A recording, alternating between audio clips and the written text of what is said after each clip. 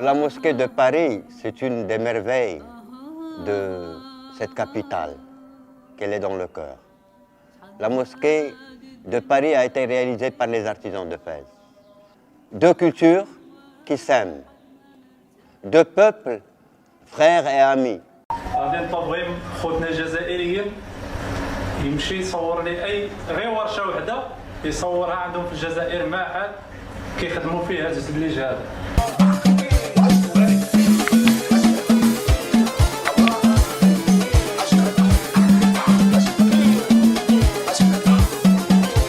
غادي نطلب خوتنا الجزائريين يمشي يصور لي اي غير ورشه وحده يصورها عندهم في الجزائر معهد كيخدموا فيه هذا الزبليج هذا، او يجي اي واحد يقول لي غير السميه ديال فرمه من هنا، هذه راه عندها سميه وهذه عندها سميه وهذه عندها سميه وهذه عندها سميه وعندها السميه ديالها. هذا كاين غير في مدينه فاس، الطين اللي كيتصاوب منه كاين في مدينه فاس فقط.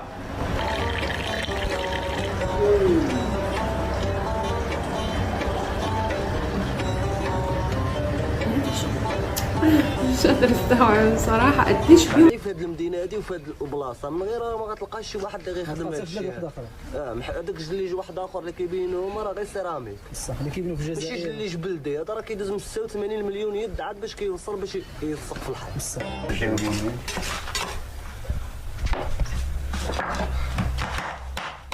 كتشوفوا كما شرحنا السيد، ها هو داك الشغل اللي كانوا كيصاوبوا الحساب من بعد ما قطعوا طريفات هما كيطلعوا هنايا للسطح باش كينشف كيضرب فيه الشمس باش كييبس. طيب في الفرينه الفرينه إن عنده هذا جوج طيابات. كتبغوا تصبغوه عاد ما يقدرش يصبغ هكا بصح حتى يطيب، ومن كيطيب عاد كتعزل اللي غصلح الابيض ولا غصلح البرايه والخضر وهذه. تما فين كيدير الزجاج هنايا، هنا فين كيشعلوا العافيه وحتى كيكون الزجاج كيطيب. تما راه كاين هنا، وهذه كما كتشوفوا هي الفرينه، هنا فين كيطيب باش كيخرجوه كيصبغوه.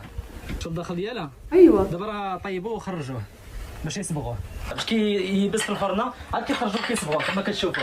ها هو مصبوغ، ها كيولي باش كيديوه عاوتاني كينقشوه وكيصبغوه حتى الزلاير وكنصبغوا الجليج البلدي منو كنصاوبوا اي حاجه من الالوان. ما الاجناس الالوان ديال الصناعه التقليديه هنايا الجليج البلدي. هلا هذا اللون اللي بيعطوا له اياه. وهذه هي البلاصه اللي كيصوبوا فيها الزليج الفاسي ولا الزليج المغربي، ومن هذه البلاصه هذه كيتفرق الزليج على المغرب كامل وكيصدروا حتى على برا الدول الاوروبيه ولا الدول الافريقيه من هذه المنطقه هذه اللي كاينه في فاس. ومن بعد ما شفتوا ديك العمليه كامله، من بعد ما كيصوبوا الزليج وكيدخلوه للفرينه كيطيب هكا كيخرج وكيصبغوه باش كيديروه هنا في الخناشي باش كيديوه لعند الزليجيه باش كينقشوه. عمليه صعبه عن جد. ودابا جينا عند المعلم سامي اللي كينقش الزخرفات هادو. هذا اللي كينقشوا الزيت كنقش في الجزائر بيخليها حاده يولي ماضي منها ماضي.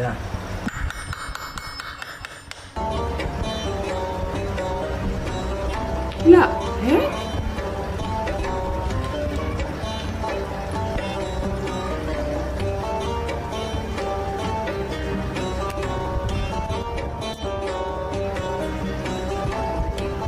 هذا كيتسمى الترصيع.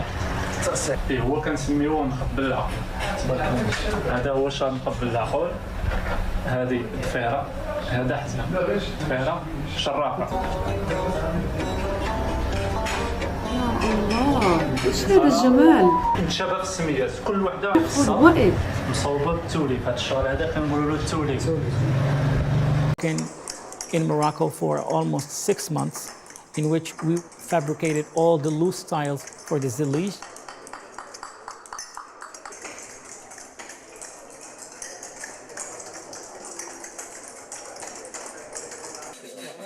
It's easy to recreate medieval designs, but difficult to get them in proportion with the rest of the space and relative to the other elements. We had to act as extremely high patrons. We had to do things very close to the original way. In the old days, creation of these wall patterns would have been done with a lime-based mortar and done directly on the wall. But it burns through the skin and causes horrible injuries. So what they generally do now is create intricate mosaic tile pattern on a floor, upside down basically. The surface of these shapes is colored, it's smooth and brilliant, but the reverse of these shapes has to be cut into a particular beveled style so that they interlock well with each other.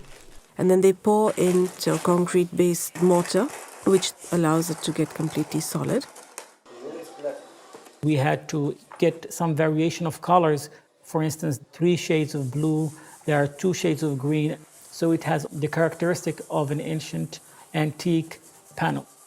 We match the colors right back to the authentic palette of the 14th and 15th centuries.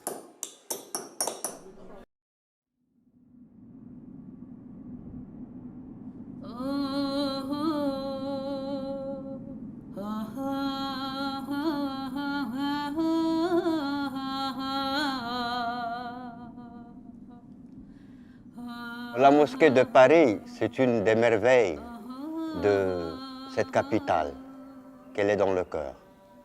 La mosquée de Paris a été réalisée par les artisans de Fès. 2 cultures qui s'aiment, 2 peuples, frères et amis.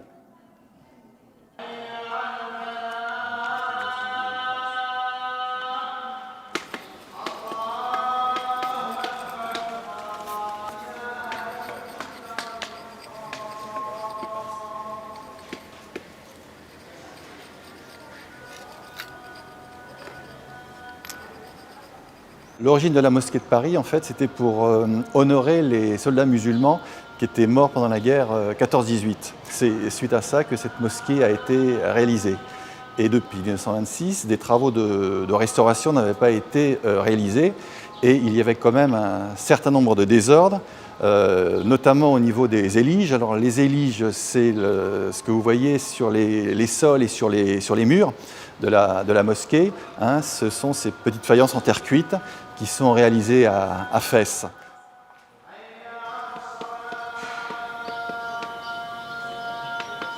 Toutes les pièces sont différentes, elles sont un peu irrégulières puisque taillées à la main, c'est l'imperfection de la main et la perfection de la main. Chaque pièce peut faire de, on va dire, 200 pièces au mètre carré à 1000-1200 pièces au mètre carré.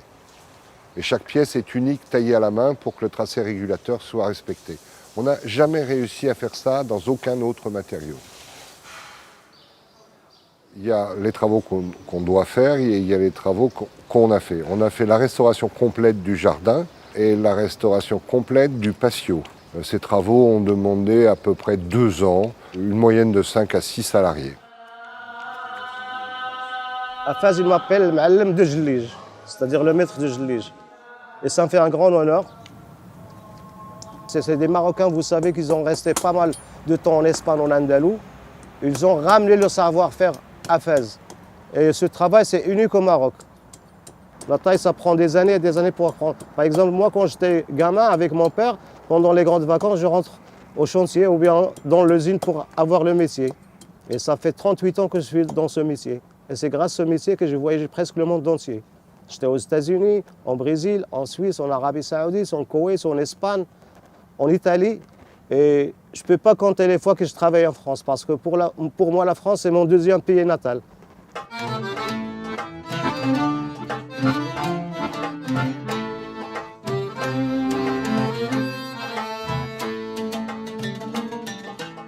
Le Jlij représente un symbole important pour le Maroc et les Marocains parce que ça fait à peu près 6 siècles ou plus que ça existe, ce Jlij traditionnel marocain. Et Fès, c'est la seule ville au Maroc qui fabrique ce Jlij. C'est la seule ville qui a cette argile. D'abord, on commence par l'achat de la matière première qui est l'argile. Après, on le fait mouiller dans une fosse. Après, on le fait sortir et on le met dans un moule. Après qu'il sèche à peu près 4 heures, 5 heures au soleil, on passe à la phase de la taille, de la découpe.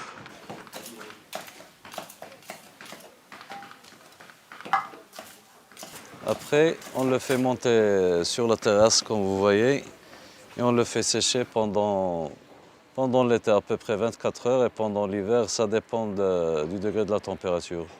Et directement au four. C'est la première cuisson.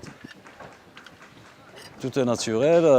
On cuit par exemple avec le déchet des olives. Il y a des couleurs qui demandent une forte température.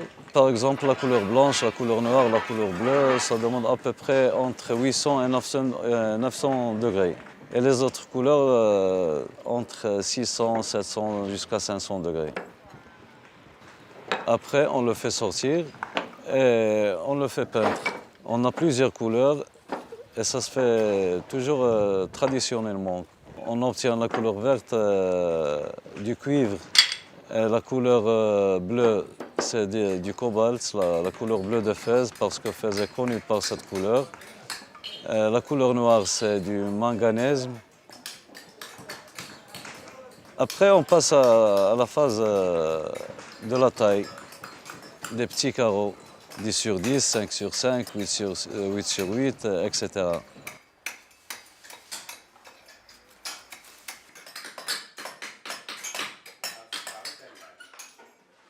La force de l'entreprise Bonnel, c'est de s'adapter aux besoins au plus près des besoins de ses clients. Là, en l'occurrence, le client, c'est la Grande Mosquée de Paris. Et donc, pour réparer les éliges de la Grande Mosquée, l'entreprise s'est déplacée à Fès, au Maroc. Fès, c'est la capitale du zélige, c'est là où il est né l'art du zélige. Et donc, pour trouver et les matériaux, les éliges que l'on voit se fabriquer, et également les éligeurs, les Marocains, qui peuvent poser et aussi transmettre ce savoir-faire aux compagnons tailleurs de pierre de l'entreprise.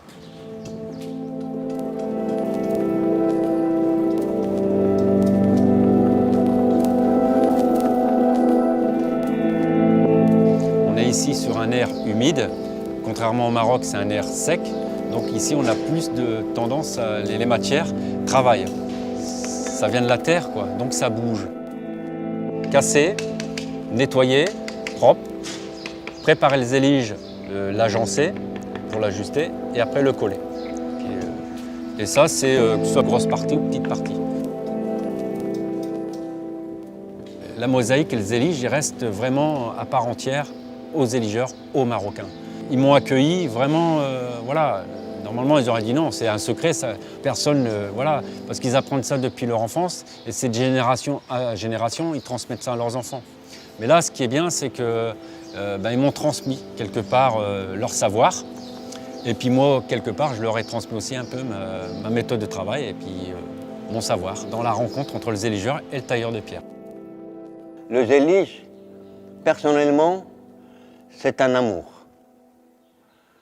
Le zélige, c'est le plaisir des yeux.